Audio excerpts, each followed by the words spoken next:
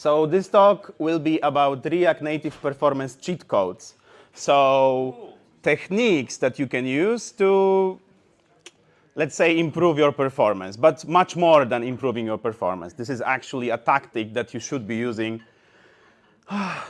always, not only if you want to improve your performance, but if you want to track your performance and so on. So I'm Łukasz. I used to work at IT Raters for Sebastian and for Michał.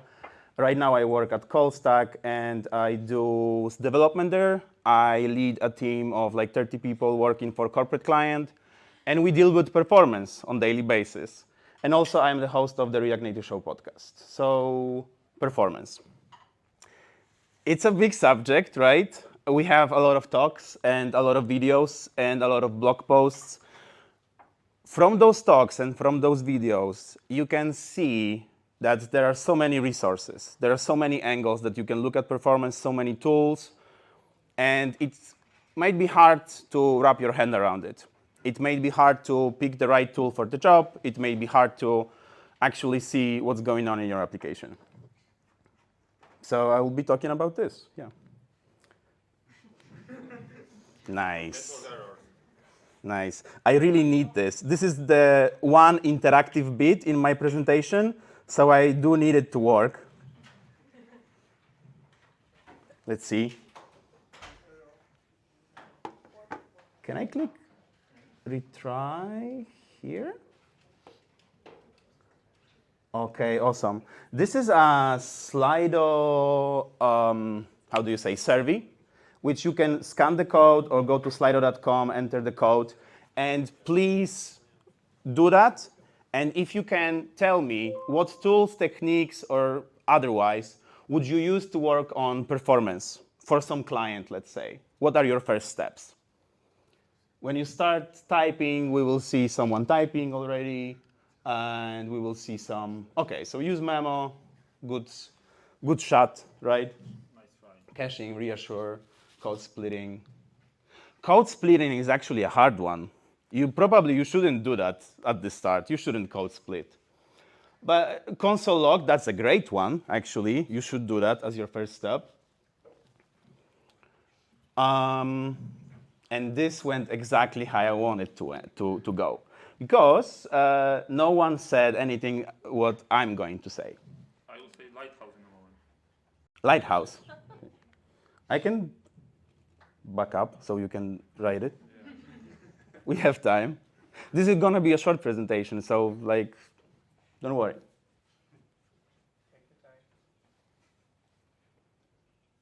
Okay, he wrote lighthouse, right? Let's move on. Let's move on. So cheat code. So maybe go back to the beginning. These are going to be the cheat codes, but the numbering of the cheat codes is not going to be like numeral, so 1 to 10, let's say. I will use some letters. You will see at the end what those letters mean. So cheat code number D means don't do too much, actually. So when you start profiling, when you start working on performance project, don't work at the beginning. At the beginning, you have to define what is your scope. So that's a very crucial first step in performance optimization. So you want to be asking a lot of questions to either your product or like to your client in case of CallStack.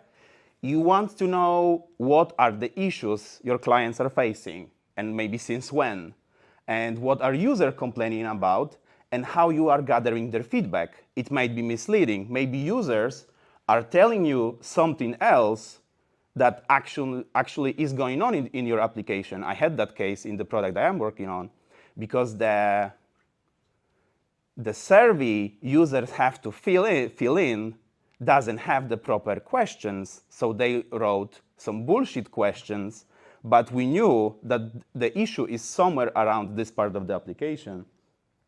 The important thing is the metrics. Do you have any metrics at all? Do you collect metrics already? Since when? What kind of metrics?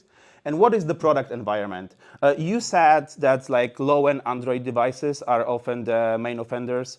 It might not be the case. Maybe we work on the product that is used in-house by some high-end plastic surgeons that work on iPhones only. So that's a good clarification to have that can guide you in your performance optimization.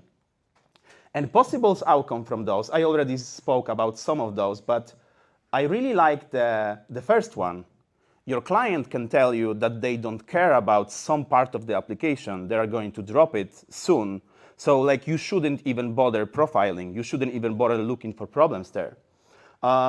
Important features, maybe they have metrics, maybe they are really surprised that they should have metrics, and maybe, yeah, some like device categorization.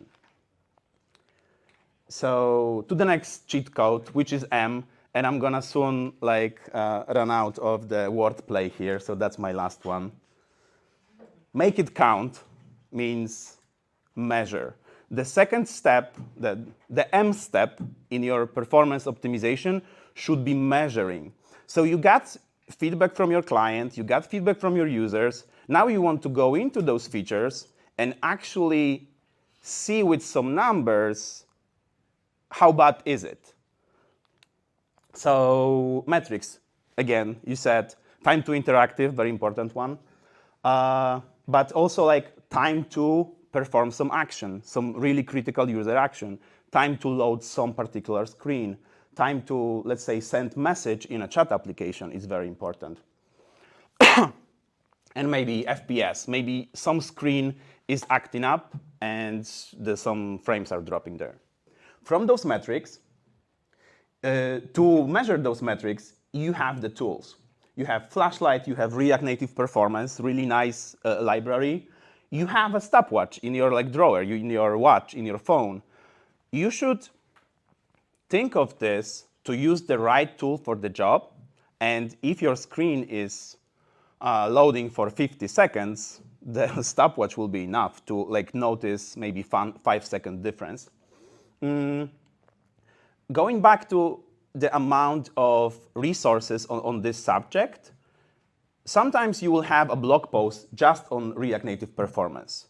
But that's not the actually tool to improve your application. That is the tool to give you some numbers about how your application is performing now and how it will be performing after the optimization project. So some gotchas here. You want to make your measurement as stable, as fixed, as repeatable as possible. So when you turn on your measurement, you probably want to like remove everything from your phone, like remove any like open app, open activity, restart the app, and run it from the beginning so that the conditions are always very, very similar. And like in those kind of situations, it would be nice to have some automation. So actually what we do in one of our projects is to use Maestro to perform certain actions in the same manner all the time. And thanks to that, trigger React Native Performance markers at the same time. Again, same devices, same conditions, and then run the test several times and average the result. So that's at the beginning, right? You need to define the issue, measure the issue with the right tools, make sure that the measurement is, that you can trust it. Then the cheat code A, I don't have a wordplay for it, so it is analyze. And for analyze, there are many different resources, what you do in analyze phase. And you touched on this as well. So you want to find the root cause, basically. So you have your issue from define phase. You have your measurement from the measure phase. And now you want to go in there and experiment. You want to like see what's wrong. It's experience is important because when you do few of those, you can really see the most common offenders, usually. But what is important for us is to not go from this phase, from analyze, to the next one, to implementation right away. You want to stay here for a while and create a backlog. You want to catalog the easy wins that you see, and you want to catalog the possible refactor ideas that you might have in the future. Because like it's a waste of time to set up all of this instrumentation and then like jump around between two different phases. It's good to spend a few days here, depending on the project. But for the tools that you might want to use, let's say are those. Hermes stack trace is actually something that I hear is most helpful for us, for most folks at ColdStack, where you, again, define the area, measured it, and then you go into the stack trace and you see the long performing functions. You see something that takes, you say 50 seconds, something took, right? And you saw that from like very similar tool, from like stack trace of a React Native debugger, something like that? I saw it on React Profiler. React Profile. Yeah. And I think React Native Monitor also. Oh, yeah. Both of them. Yeah. So it's important here to use few different tools to really like look at the problem from different perspective and create a backlog. Cheat code I stands for, no wordplay, improve, finally. This is something that also, like many videos, many blog posts are very focused on. They say how to use memo properly or use callback properly. It's not just about use memo, use callback. It's about all of those different things that might go wrong in the particular feature that your client defined, that you measured, that you analyzed, and now you're going to fix it. So there are some easy wins here. So latest React Native, the obvious one. It might be hard to bump React Native. It might be harder to really squeeze in the last bits of performance from like really optimized part of the application. Bumping React Native might be easier than some refactors.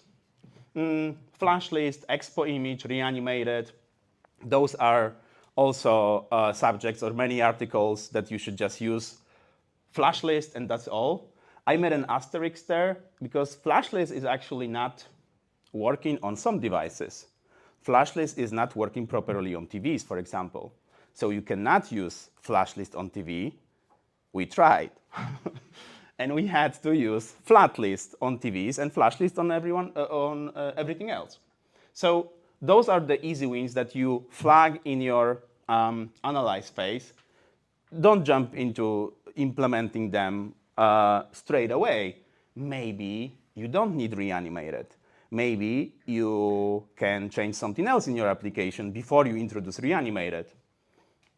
And also like Gradle flags down there. If you care about application size, you can just flip some flags and your application will be, let's say, I don't know, 5 megs lower or something like that. So it's easy to do that. Then usual suspects, I already talked about use memo, use state, some context patterns that will re-render the whole tree, stuff like that. I really like the last one, which is hot path optimization. Sometimes you have control flows in your application where you calculate something at the very top of your function, and then you have some returns that don't need that calculation. And maybe your function is firing up thousands of times, and maybe you need it in just like, I don't know, 10% of the times. So make sure that you optimize the control flow of your program and that you early return without heavy calculations at the beginning. So that's like really, it's not easy win because like you also have to look at some of those examples before you start spotting, but it's a usual suspect. And then some advanced solution, if your Gradle flags are not enough, you can split the bundle for the app startup time. And the last one I have there is data arrow UI loop change, which basically means maybe you can reorchestrate some of your API calls. Maybe you can reorganize some of the user experience in order to get the most needed data at the beginning and then wait for the not needed data. Or maybe you can cache some data with a TANStack query. Maybe you don't have to do fetches. Maybe you can use query, which is, I think it's the default is cached there. So that's the implementation phase. And probably I didn't say enough on this, but again, like there are hundreds of articles of different things that you can do. It gets easier with time. It gets easier with more projects that you work on. And then that's the last cheat code I have. It's a C, means control. So that's the question I ask you. How do you make sure that the very important user flow that client defined, you measured, you analyzed, implemented a solution for, doesn't regress in the future? So it's really important. I forgot an animation here. Can I fix that? So why would you control, right? So things tend to deteriorate with time. If you leave that really polished, performant part of your application for hundreds of devs in your team, someone will break it. And if you find out about it too late, it's going to be harder to track the issue. So you want to get notified about the change, about the performance degradation as soon as possible. So what can you use to do that? You can use Reassure. So Reassure is one of the libraries that we developed at ColdStack. I spoke about it on first React Native Warsaw, but somehow, Sebastian, that video is not accessible on YouTube. So don't worry, I have the very same talk on Warsaw.js, so you can go there and watch. But, you know, someone comes, prepares, and then... I'm just joking, I'm really happy to be here. And Reassure allows you to count the renders of your application. So when you have the React Native testing library, you go through some user flows programmatically the same each time, and you can check with React Native testing library functional regression, integration tests. You can use the very same syntax, but actually check in that user flow what renders, how long, and how often. So how many times. So that's a really nice thing that you can add actually to your pipeline, to your automatic tests, to your integration tests, and that can tell you someone messed up. This thing shouldn't be rendering 15 times. We know that it should render only 14 times, so something is wrong. And then there is a new functionality there that you can actually measure also time of function execution.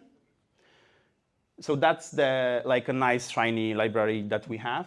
Apart from this, you can actually use the tools from measure step, like you say you do the React Native performance metrics.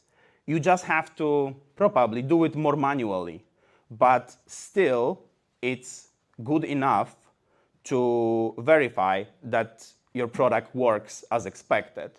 If you have the stable environment, it should be fine enough, honestly, to add that to your workflow. And again, at the end there, I have good enough is better than nothing. So you should start collecting any metrics at all so that you can verify that your app start time is not degrading. You have to like define some key points in your application that you want to measure and then fix and control. So that's the DMAIC, which is the process that we use. And it is described in the Ultimate Guide to React Native Optimization that you can download here. That book has 240 pages. It's much more than I said. It has a lot of things you can find on the internet, on blogs and on videos, but just gathered in one book. And DMAIC process is one of those things. Thank you.